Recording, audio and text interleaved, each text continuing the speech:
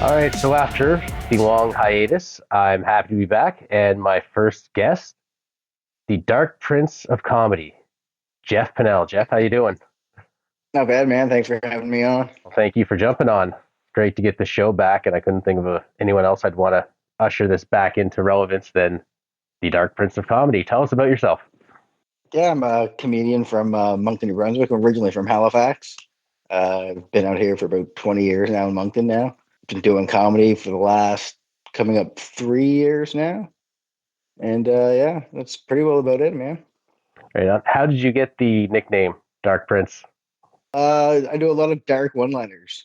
I don't do any storytelling. I don't do any really long jokes. The longest joke I got might be 30 seconds long. And I don't usually do safe topics, I guess. So I don't know. I like the darker stuff. I find it humor in dark places. So Right on. And you just answered everyone's question as to why I wanted you to be the first guest on the return. Love that shit. Who are your inspirations? Like when you got into comedy? oh, when I got into comedy, Yeah. that's a good question, man. Professionally wise, like Yeah. stand up comedians influences, Yeah, sure. like Like what? Hedberg, Rodney Dangerfield, Steve Wright, Doug Stanhope, Anthony Jeselnik, comedians like that. Right on. Yeah, we're influential. George Carlin was a big influence as a kid growing up. I used to listen to his vinyl at home that my parents had all the time. So Nice. Everyone knows Carlin was like my big inspiration when I was a kid. My parents got the satellite dish with HBO on it, and then when they fell asleep, I'd go flipping through because I could finally work the remote. And that's yeah, I found Carlin, yeah, and I was like, I'd love to do that someday. yeah, Probably what turned me into an atheist early on too, but yeah. right on. So how do you write your jokes? Like, what's your style? How do you dig into that? I don't know, man. It's a good question, and I am horrible at answering a lot of these questions. So bear with me here. That's all good. You just holler to the missus. Hey, what about that? I'm not going to give away any of your lines because they're fucking awesome. But what do you think about this? And you gauge the look she gives you, and that's kind of She doesn't come to any of my shows, but she helps out. She's a soundboard for sure for the material that I write. But she gets fed up with it after a while because I'll send her the same joke, and all I'll do is change one word in it, but I'll send it to her 30 times. And I'm like, okay, well, what about if I take this one word out, or if I change this one line to this, and it's stuff like that. I know it's a lot of repetitive writing. I'll sit down and I'll just try to think of 10 random topics in my head and see what I can come up with for material. You know what I mean? mhm, I get that.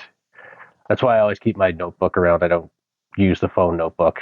What do you paper? My phone's just full of notes, man, with just in random words too that I still have to figure out why I've written them down in the first place. Like it's just two, three words I've got there. I'm like, I'm sure it's a great joke, but I have no idea why I wrote those words down, so I'll never know. Yeah, that's why I use pen and paper. I tend to write it out a bit more in depth when I use pen and paper, so I always keep the notebook on me.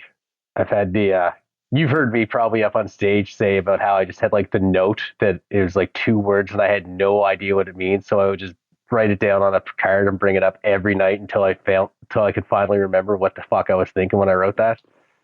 Yeah. Give us a little bit of background of your stand-up career, cool things you've done and whatnot.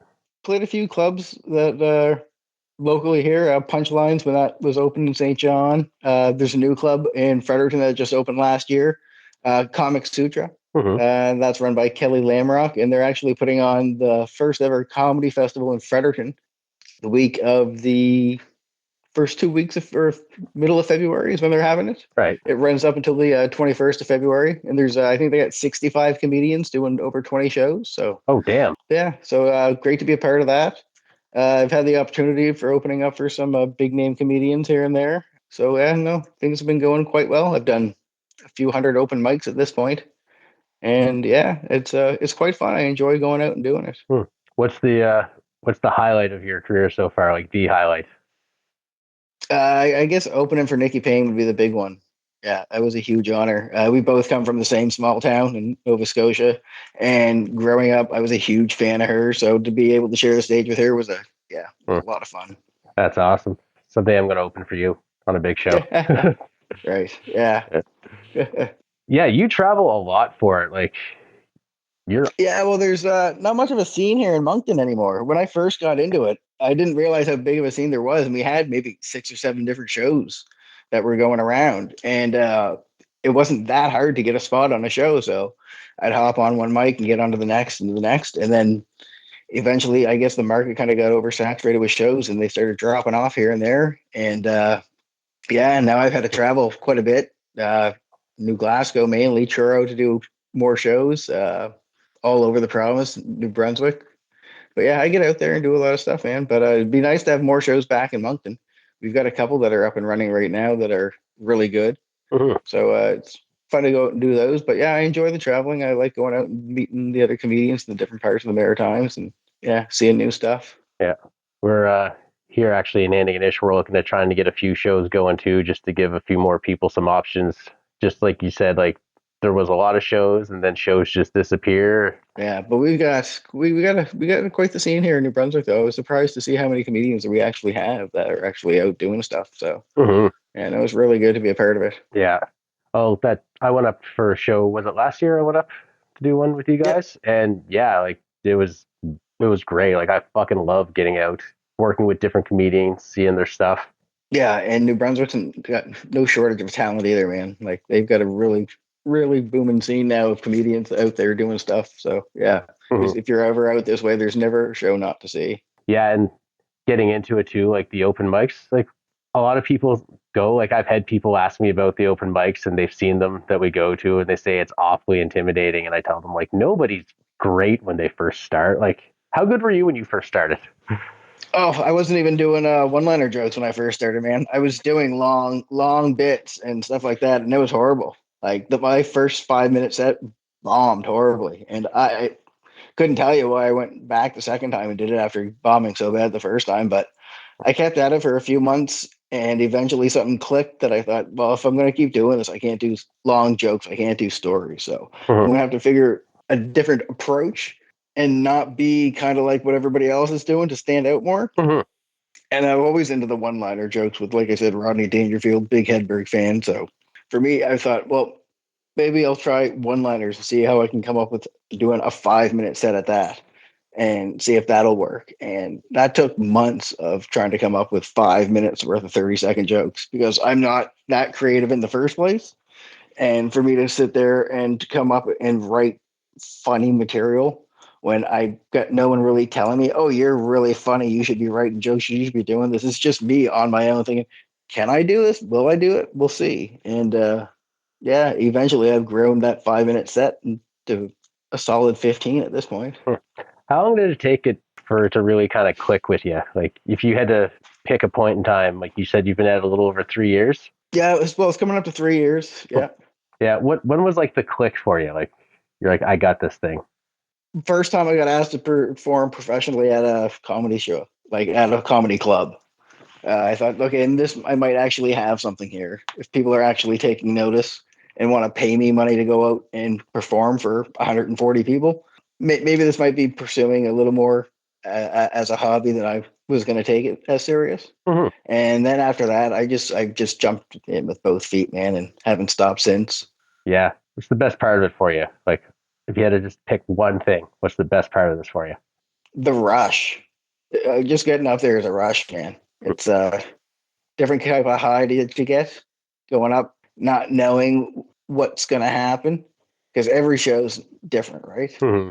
Like I'm going to get a different reaction from a lot of people at most shows that I do, and I want to go up there and it's the rush of saying, okay, here's what I'm going to say, and feeding off their reaction, man. It's great. I enjoy it. Hmm. Yeah, it's something that people ask me sometimes, like, what? Why do you do it? What do you like about it? And I tell them, it's like I've got so much bullshit in my fucking head that if I can get it out and people laugh, then at least I know I'm not completely crazy. Yeah, You said like that's kind of a rush, and like you get up there, and some nights it doesn't go well, but the nights it's like really going well, you're like fucking Superman. yeah. And I've had some horrible nights. Oh yeah, I've had a lot of bombs. What's your worst bomb? Probably the worst show that I've done is I had some jokes that were a little too close to home for some of the audience members.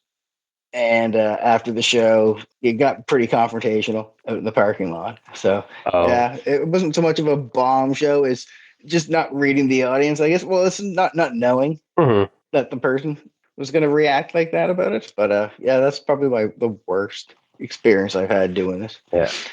The thing I like about But my first set was probably the worst out of all of them, though, because I didn't know what I was doing up there, Mhm. and I'm trying to be like, I'm not so much being myself as I'm putting on a show the first time I'm up there, because I'm lost. I don't know what to do. I'm thinking what I'm saying is funny, but I don't know how to make it funny. Mhm. So yeah, my first time up there was just atrocious. Yeah. And I felt horrible for anybody who had to sit through that. I watch your sets now, and it's like they're almost bulletproof. I think one of the challenges, like I get it sometimes today, it's not as bad as a lot of comedians let on, but they think like crowd work is the big thing because that's the only kind of clips that get put up on social because nobody wants to burn material. So a lot of people go thinking like, oh, this is just a free for all, like open mic. Sure, I'm in the audience, I'll say something, and you got to combat that. But yours just so fucking rapid fire, and they're laughing. They don't get a chance. Like you've got that. No, I can't do crowd work either, and that's the thing. Other thing, I can barely have a conversation doing this podcast with you, man. Like I'm going to come out so fucking awkward to people because I can barely converse with people one on one, let alone trying to do crowd work. It just doesn't work. So yeah, the rapid fire delivery to get me up on the stage and then off the stage. None of us are normal. Like I don't think like any comic.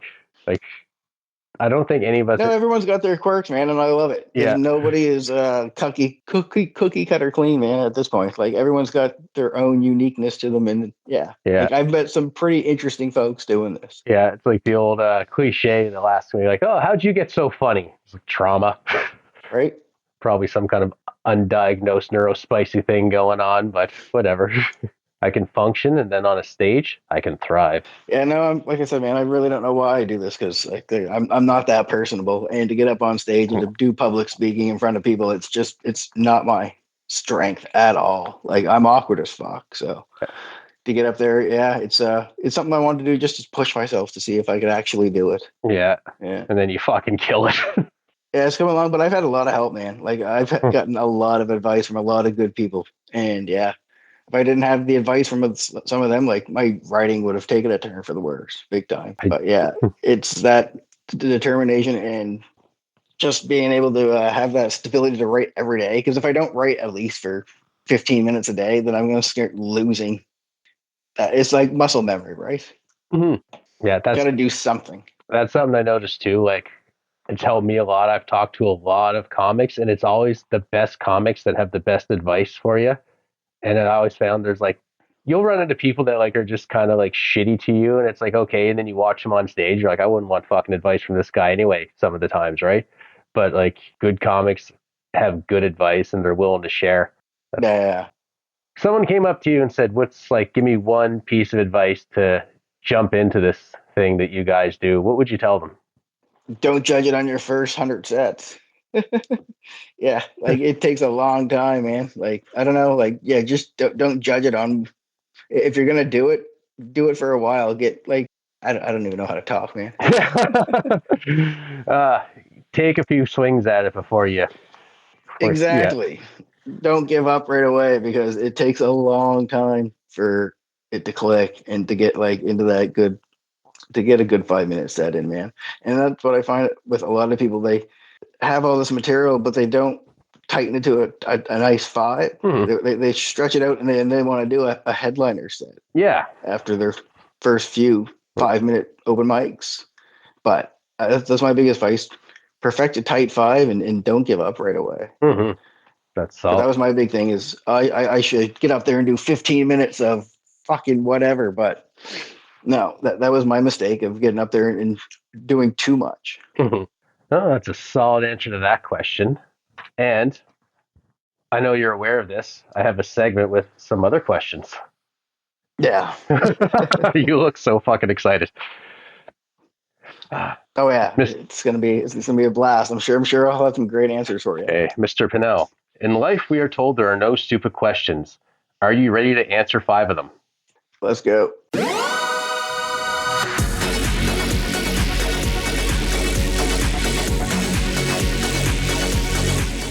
What Disney character would be most offended by your stand-up?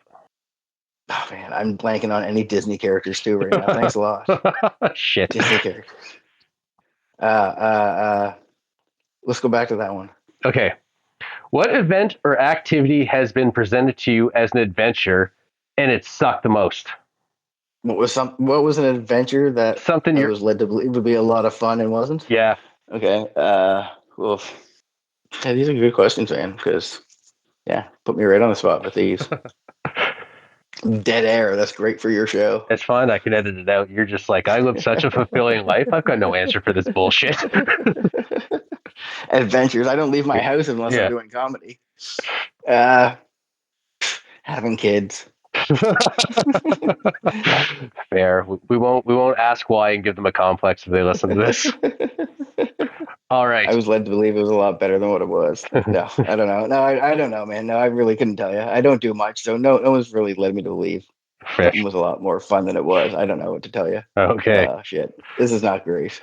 I'm bombing this segment. That's okay. It's okay. What vessel name would make you not want to board a ship or boat? I'm so glad you're able to edit this down. What ship name? Doesn't have to be real. Just you're getting on a boat, you see the name on the side, and you're like, you know what? Fuck that. I have no idea, dude. I don't know where you come up with these questions, man. Oh, fuck. I wouldn't get on a boat in the first place. Fair enough.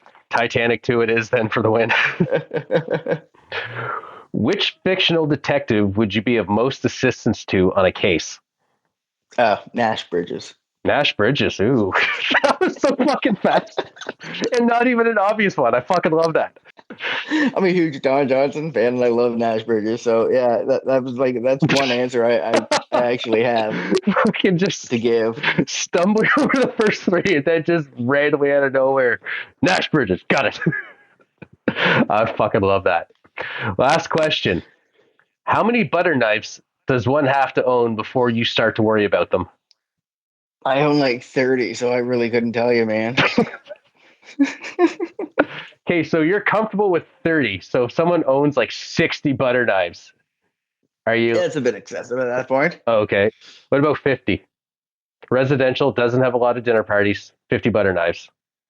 Well, 30 is excessive for me to begin with, but 50 is enough. 50's, yeah. I wouldn't have any more than 50. That's the cutoff point? The fuck, man? Where do you come up with this? I guess we can circle right back. Did you think of a Disney character or even a Disney movie if you were doing stand-up in that it would not go over well?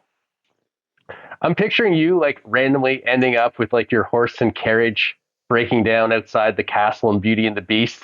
And you go in the castle and then you're entertaining them with your stand-up because they ask you to, and then like 3 jokes in. That British teapot lady, we'll go with her. Yeah, her. I think the clock would be pretty upset too. The candle would just be like, "Sacre bleu! Do you hear what he said?" Yeah, I picture just the furniture in Beauty and the Beast not being. Most people aren't fans, so yeah, I can see the off. furniture not being fans. A lot of people are fans. If you are somewhere in driving distance and I don't have any like grown-up obligations, I'll fucking go see you, and I guarantee there'll be a lineup to get in. Yeah, no, I appreciate that, man. You just want my $5. All right. Well, I've put you on the spot long enough for a nice 30-minute podcast. So I'm going to ask you, what do you want to plug before you go? I don't know when this is going to be put out, man. I've just got some open mics here and there for the next couple months. Okay. Throw your socials so people can follow and then literally follow you. They can find me on Facebook. That's about it, man. And I don't really post a whole lot on there either. Mm-hmm. You can find my shows on there at Jeff Pinnell on Facebook, but that's about it. And Instagram. But yeah, there's not a lot to follow, unfortunately. That's just enough to show them the way. Drop some clues. Yeah, there's show dates on there, but that's about it. Yeah. They can Nash Bridges their way to the audience. There you go. Yeah. All right. You want to cue up the outro music for this? Yes, sir. All everyone does is say hit it. No one comes up with anything special. Perfect.